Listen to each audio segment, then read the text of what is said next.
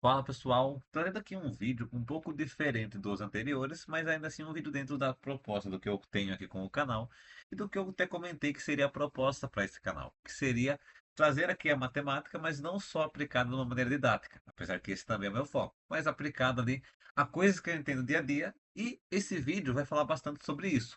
Por quê? Porque vai ser um vídeo onde a gente vai estar falando um pouco sobre a matemática, falando bastante, na verdade, sobre a matemática, principalmente ali sobre a área da estatística, e ao mesmo tempo que a gente está falando sobre isso, a gente também vai colocar isso dentro de um assunto que está sendo muito comentado. Por quê? Porque é um assunto que fala ali da Copa do Mundo, ou mais especificamente da eliminação do Brasil na Copa do Mundo. Então, tema do vídeo de hoje: por que as estatísticas fizeram o Brasil perder? E para quem não está entendendo, vamos contextualizar. Se você não mora numa caverna, muito provavelmente você viu essa situação, ou viu pelo menos alguém comentando. Você pode não ter visto o jogo, mas viu que alguém estava comentando sobre isso. Contextualizando, o Brasil teve ali um benefício de ganhar um pênalti. Então, ele ganhou um pênalti e, ao mesmo tempo, quem teve esse benefício de ganhar um pênalti era para o Vini Júnior ter batido esse pênalti, só que ele passou a bola ali, passou para o Bruno Guimarães acabar batendo o pênalti. Beleza, esse foi o contexto. Só que o que isso tem a ver com matemática? Antes de eu contextualizar o que isso tem a ver com matemática, e antes de mais nada, eu já vou adiantando que eu não sou um especialista em futebol, eu não entendo nada de futebol. Eu sou aquele tipo de pessoa que assiste futebol de 4 em 4 anos, só assiste quando está tendo Copa do Mundo. Só que ao mesmo tempo eu entendo de matemática. Então esse vídeo aqui é o objetivo de colocar a matemática dentro dessa situação. O meu objetivo não é analisar o futebol em si, não é analisar os jogadores, não é analisar os times, não é analisar o contexto do futebol. O meu objetivo é analisar a matemática que tinha por trás e principalmente a matemática que foi dita que foi utilizada. Por quê? Quando a gente fala sobre matemática, você fala, tá, mas era só chutar a bola no gol. O que isso tem a ver com matemática? O próprio treinador, o Ancelotti, disse que o Bruno Guimarães, que foi o jogador que chutou o pênalti e errou esse pênalti, ele foi escolhido com base nas estatísticas. Então, quando a gente fala de estatística, a gente entra na parte da matemática. O que é a estatística? Estatística é a área da matemática que tem ali a intenção de estudar as coisas colocando números por trás daquilo. Como assim? Eu tenho uma situação. Eu represento aquela situação com um número. O objetivo da matemática não é facilitar as coisas para a gente colocando números para ficar mais fácil da gente visualizar? Então, a gente coloca os números para visualizar situações. E mesmo que pareça uma coisa meio absurda, falar, ah, nossa, mas tudo é representado por números, a gente já faz isso no dia a dia. Por exemplo, um restaurante 5 estrelas. O que significa 5 estrelas? É que foi avaliado com uma pontuação máxima, que eu vou ali de, pode ser de nenhum até 5 ou de um até 5. Então, a gente coloca ali números nas coisas. E a estatística é o que faz isso para a gente. A gente coloca uma avaliação, né? A estatística coloca alguma coisa aproximada em números. Um candidato tem 70% de chance de ganhar. Uma pessoa atingiu 95% do seu aproveitamento de nota. Uma pessoa teve a média de 10. Uma pessoa tirou 8 na prova. A gente já coloca números para representar situações. Isso aí já é a estatística. Só que quando a gente fala de estatística, a gente tem vários termos. A gente tem a média, a moda, a mediana, a gente tem a frequência absoluta, a frequência relativa, a gente tem a probabilidade e vários outros termos. O que a gente vai estar falando hoje? De todos esses termos, qual que a gente vai afunilar para falar principalmente dessa situação aqui, que foi dito que o Bruno Guimarães foi escolhido com base nas estatísticas. A gente vai entender quais estatísticas eram essas e a gente vai entender também alguns desses termos que está aqui. Então, para a gente entender como que essa afirmação do Ancelotti, essa estatística que eles utilizaram, estava errada, e provando aqui o tópico do vídeo, que é por que as estatísticas fizeram o Brasil perder. E na verdade, até mudando um pouco esse, esse, esse título do vídeo, esse nome. Que na verdade não é as estatísticas que fizeram o Brasil perder, e sim como a análise errada das estatísticas fazem uma pessoa tomar uma decisão equivocada. E, consequentemente, foi essa decisão errada, essa análise errada das estatísticas que fizeram ali o Brasil ser eliminado, porque foi feita uma análise errada. E ao final desse vídeo você vai entender o porquê. Tudo bem. Mas para você entender, o meu objetivo não é só que você saia daqui e fale assim, não, eu entendi porque isso. Eu quero que você entenda realmente da onde que sai toda essa compreensão. E para você entender da onde sai toda essa compreensão, é interessante que você saiba quais são os termos que a gente está lidando, quais são os termos que a gente está falando e quais são os conceitos matemáticos por trás dessa situação. Então, depois de tanta enrolação, vamos começar então. Que a gente vai entender hoje? Média, frequência relativa. Quando a gente fala frequência relativa, a gente vai acabar entendendo também o que é frequência absoluta, o que é proporção O que é tamanho de amostra? Para entender o tamanho de amostra, a gente tem que entender o que é a amostra, o que é variabilidade, o quanto que varia de uma coisa para outra, uma confiabilidade de dados e inferência estatística. Ok? Vamos começar com a média. Média é ali um dos termos mais frequentes de a gente escutar na estatística. Quando a gente fala média, a gente escuta muito frequentemente falar média no dia a dia. Mesmo que você não saiba o que é estatística, você já escutou falar média. Média de escola, média de aritmética, velocidade média, média de jogos que alguém fez. Então, tudo isso daí traz da média. A média é quando a gente tem um número representando um todo. Um número representando um todo significa que eu tenho uma situação ali que tem várias variáveis, tem ali vários números que representam naquela situação.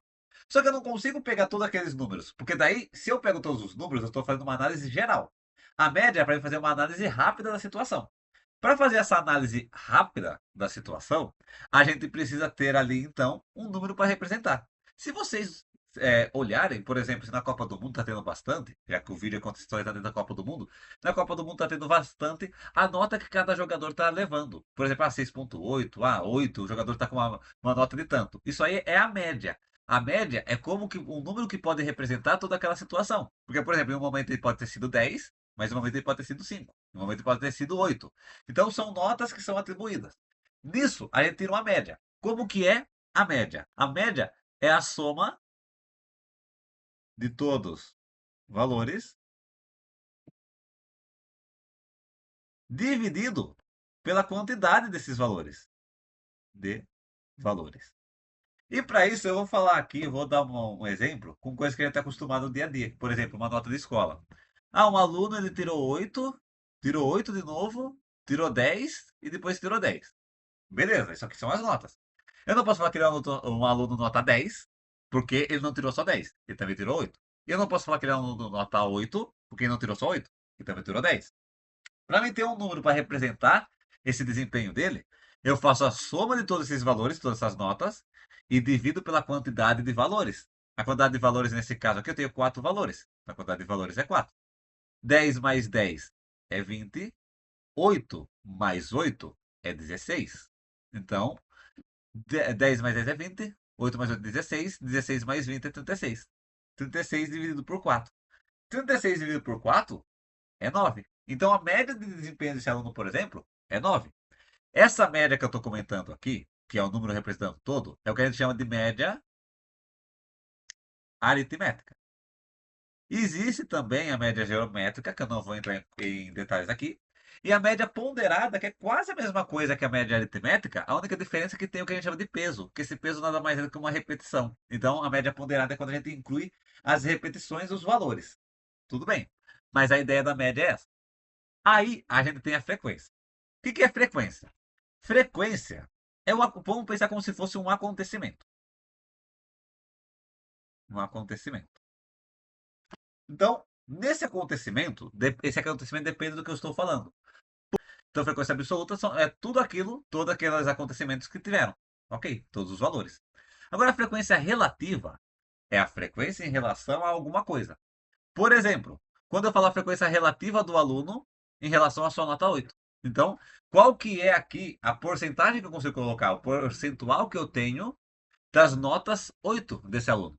E como que eu calculo a frequência relativa? É uma parte pelo todo. É a quantidade que eu quero, a quantidade que eu estou observando. Por exemplo, a quantidade de vezes que o 8 aparece, dividido pelo total. Como assim o total? O total de frequências que eu tive, o total de notas que eu tive. Então, eu tinha aqui, deixa eu até corrigir aqui que não é 8 no caso. 8, eu falei uma coisa e coloquei a mesma coisa, mas não. Quantidade de notas 8 que eu tenho, aqui, são duas. E quantas notas eu tenho no total? São 4. Então, 2 sobre 4. Se eu dividisse 2 por 4, ia dar para mim 0,5. 0,5, se eu multiplicar por 100, é a mesma coisa que 50%. Lembrando que a gente coloca as coisas em percentual. Pode ser que a gente deixe em decimal, ou pode ser que a gente coloque em percentual. Acaba sendo a mesma coisa. Acaba tendo a mesma ideia. Então tem várias formas de representar um percentual. 50% significa para mim que é 50 partes de 100, ou metade. 2 sobre 4 é a mesma coisa que eu falar que a cada duas notas, ou melhor, É a mesma coisa que eu falar que a cada 4 notas, eu vou ter duas que são nota 8. Isso aqui é uma, mais ou menos ali, uma frequência, uma proporção que eu sigo.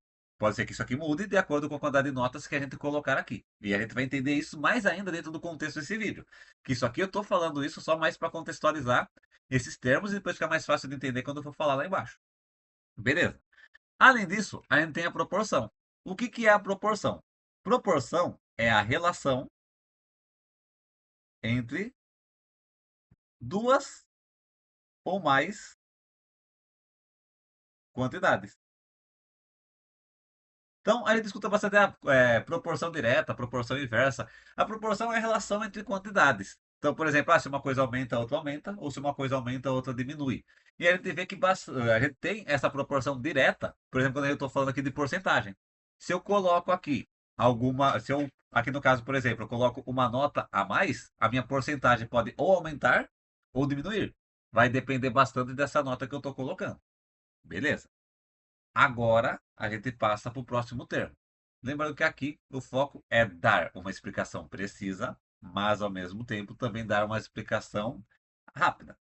Aí a gente passa para o próximo tópico, que é tamanho de amostra. Quando ele fala tamanho de amostra, a gente tem que entender o que é a amostra. A amostra é a parte que pegamos como objeto de estudo. Quando a gente fala de estatística, a gente sabe que na estatística existe bastante estudo e bastante pesquisa. E nisso de existir bastante pesquisa, a gente vê que, por exemplo, assim, vai fazer uma pesquisa sobre intenção de voto. Daí saem as pessoas na rua perguntando para cada pessoa quais são as suas intenções de voto. Essas pessoas que estão sendo pegas na rua para responder sobre sua intenção de voto, eles são a amostra. Só que o tamanho da amostra meio que influencia. Porque se eu entrevisto mais pessoas, a chance de eu ter mais variedades ali de respostas é maior do que se eu entrevisto menos pessoas. Então, por exemplo, se eu vou entrevistar, tem dois candidatos que estão disputando. E eu chego lá, eu vou entrevistar, eu entrevisto só 10 pessoas. E dessas 10, eu falo lá que 5 falaram que vai votar para um candidato e 5 falaram que vai votar para outro candidato.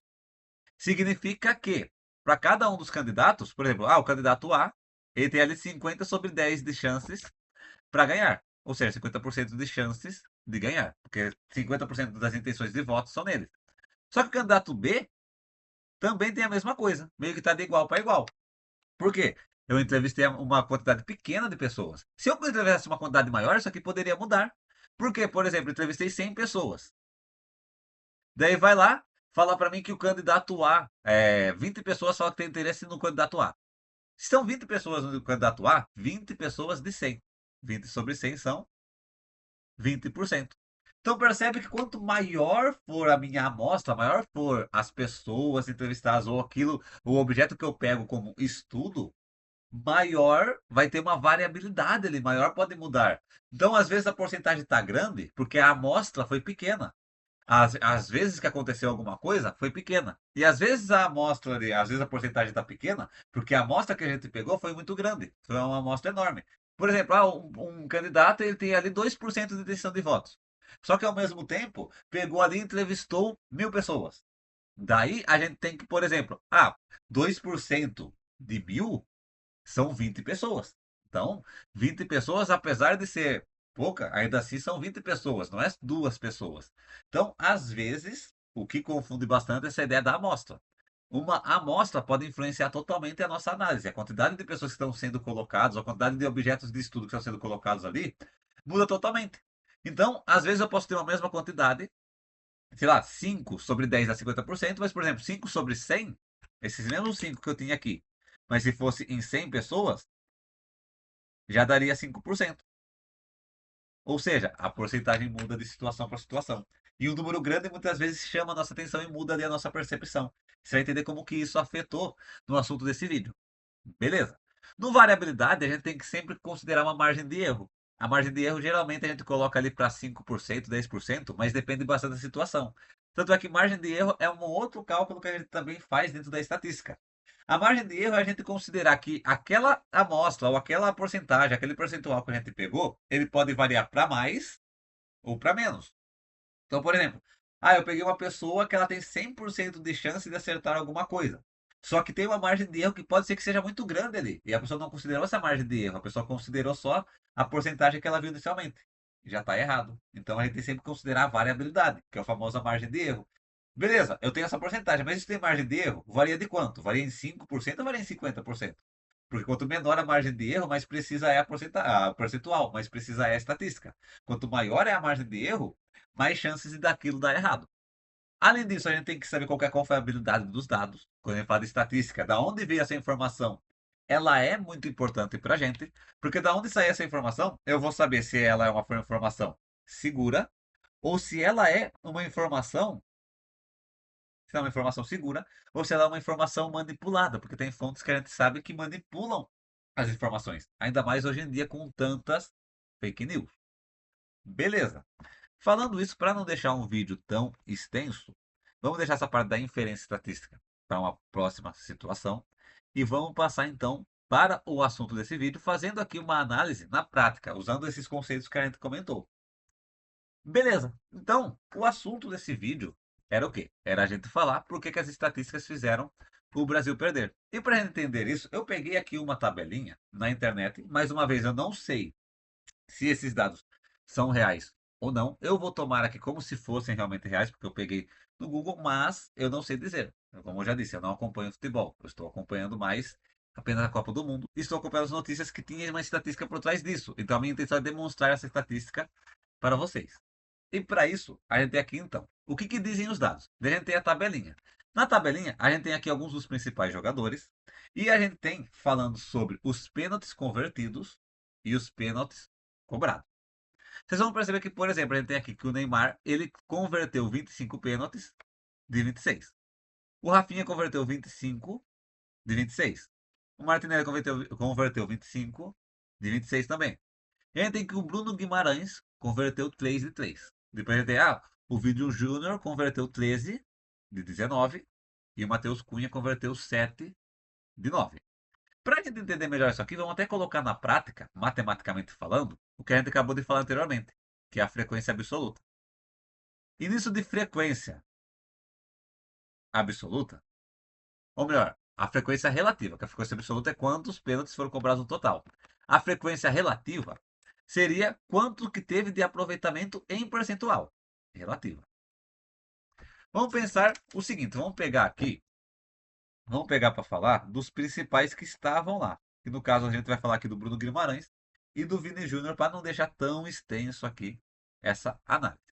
A gente pega, por exemplo, falou pra gente que o Bruno Guimarães ele cobrou 3 pênaltis e ele conseguiu converter, conseguiu acertar 3. Então se ele cobrou 3 e acertou 3, 3 sobre 3 é 1. Se eu faço vezes 100 para transformar isso aqui em porcentagem, porque para transformar em porcentagem eu faço a divisão e depois da divisão eu faço vezes 100. 3 dividido por 3 é 1. 1 vezes 100, 100%. Beleza? Significa então que ele teve ali uma frequência relativa de 100%. Nossa, mas isso então significa que ele era um ótimo cobrador de pênaltis? Na verdade, depende. Porque lembra que a gente comentou anteriormente que todas as coisas dependem da amostra. Então, por exemplo, é lógico que vai falar que ele teve um 100% de aproveitamento dos pênaltis, porque ele só cobrou 3 pênaltis e acertou esses 3. Mas não significa que ele tem um desempenho de 100%, porque foram muito poucas tentativas para a gente falar, com a gente conseguir resumir tudo aquilo ali em um jogador 100%. Para você ter uma noção. Agora, por exemplo, que ele errou um pênalti, agora a gente tem que os pênaltis totais cobrados dele foram de 4. E os convertidos? Ele não chegou a acertar, então continua aqui, ele só acertou 3. 3 sobre 4 são 3 quartos. 3 quartos é a mesma coisa para ele que 75%. Percebe como a porcentagem já caiu de acordo com a quantidade? Antes eram só 3, era 100%. Aumentou para 4, já virou 75%. Então, a gente falar que era uma estatística, que falava que tinha mais chance de acertar aquele pênalti, está errado. Porque não é só porque na última temporada, nos últimos jogos antes da Copa, ele estava acertando acertou todos os 3 pênaltis, ele ia acertar esse quarto pênalti, porque era uma amostra muito pequena. E geralmente quando a gente tem uma amostra muito pequena, o erro, a margem de erro é muito maior. Por quê? Porque a gente tem bem pouco objeto de estudo. Quanto mais objeto de estudo a gente tem, mais fácil é da gente falar que alguma pessoa é boa naquilo, ou que alguma situação está mais correta. Por exemplo, a gente pega, por exemplo, o Neymar, que tem mais quantidade de gols de pênaltis convertidos e também mais quantidade de pênaltis cobrados, a sua amostra é bem maior. A sua situação ali é bem maior. Consequentemente, a chance disso dar certo é bem maior do que uma pessoa que tem uma amostra menor, só que uma frequência relativa maior, uma frequência relativa de 100%. O mesmo caso é aqui quando a gente fala do Vinícius Júnior. Porque, por exemplo, ele converteu só 13 e ele cobrou 19. Se a gente vai fazer uma estatística, a gente vai fazer ali a sua frequência relativa, a gente divide 13 por 19. 13 dividido por 19 vai dar para a gente aproximadamente 0,68, que vezes 100 dá 68%, ou ali aproximadamente uns 70% para a gente. Beleza. Daí você fala assim, tá, então a chance ali, o seu aproveitamento de gols, sua chance de fazer um gol é só de 70%, enquanto a do Bruno Guimarães é 100%? Como que o Bruno Guimarães não acertou? Porque é aí que tá. Muito, se a gente for comparar por números, sem ser por porcentagem, levando aqui a frequência relativa, levando ali a estatística. Se for ver por números, o Vinícius Júnior acertou muito mais gols, porque acertou 13. O Guimarães acertou só 3. Só que, aí mais uma vez, igual comentei lá no começo do vídeo, a estatística engana quem olha só a porcentagem. Porque a porcentagem já vai denunciar ali uma coisa que talvez a situação como um todo não seja aquilo. A porcentagem é um resumo. Ah, um tem 100%, outro tem 70%. Para uma pessoa que bate o olho sem considerar todo o contexto, sem considerar toda essa análise matemática que a gente está fazendo, vai falar o 100% é maior que o 70%, logo o 100% ganha. Tudo bem. Só que é a mesma coisa de eu falar que um restaurante ele tem avaliação de 5 estrelas com duas avaliações e um restaurante tem 5 estrelas com 100 avaliações. Percebe que dá uma diferença porque teve bem mais avaliações, apesar que o número é o mesmo? Aqui é a mesma ideia. Então, mais uma vez, como que as estatísticas fizeram o Brasil perder? Justamente porque foram as estatísticas analisadas de uma maneira errada, analisadas de uma maneira leiga.